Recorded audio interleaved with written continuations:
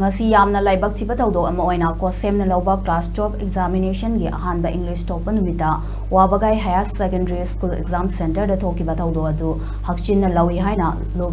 MU gi Secretary General Salam Changkhon bana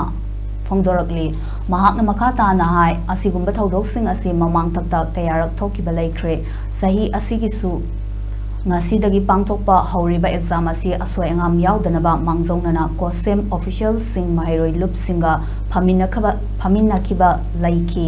mahairoi lup asina su exam da chahi kudingi pamdaba thoudok sing hek thoktuna lakliba asi thoktanaba mangjongnana lokhatpa yaba thabak sing examination conduct tawriba board chingna lokhatpinaba mangjongnana appeal tawkhiba su laikre pamdaba thodo asi kanasu thohaningba nate adubu exam asibu conduct tawriba kosemna mamang thaki history khara laiba center sing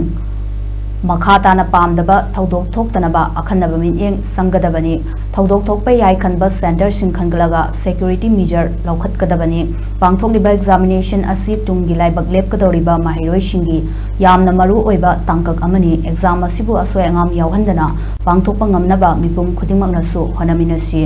examination asi kanglon chumna pangthoknaba mangjongnana kosemna exam center singda mathau tawgadaba invigilator SO OC na singba tongan thoudang kaya sizinaba thoudang kaya sinanaba training na singba sahi kudingi tawraga sulakli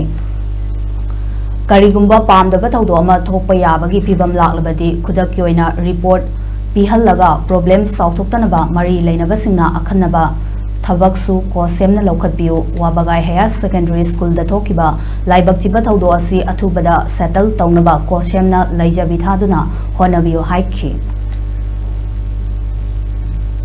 Chaliba sahi lisingani kuntaruki Council of Higher Secondary Education Manipur kosem na loba class 12 ki ahuba numit English subject thokpa numita Wabagai Hr Secondary School Center da yamna laibak thiba yamna thoningdaba thodok ama thokkibji emsuna hakchinna lobaga loinana asigumba thodok sing asi mamang thakta thoktanaba emsu gi maikaidagi mari lenaba council gi authority singda mangjongnana karak ejakhiba leirabasu council gi authority singna asigumba pamdaba thodok sing asi thoktanaba mari lenaba thabak sing paikhattabadagi thokpane habo afam emsuna thamjari loinana exam center da mathau tawriba OC invigilator singnasu thodok thokpa yabagi chingnaba leirabadi mangjongnana council gi authority singda pau piraba matungda thodok sing asi thoktanaba honabigadabani loinana ngasi thokliba yamna laibak thiba tungi mahiroi khunai yamna laibak thiba oigadaba thodok asi athubada mari leinaba exam conducting body oriba council gi authority singna settlement poroknaba honagadabani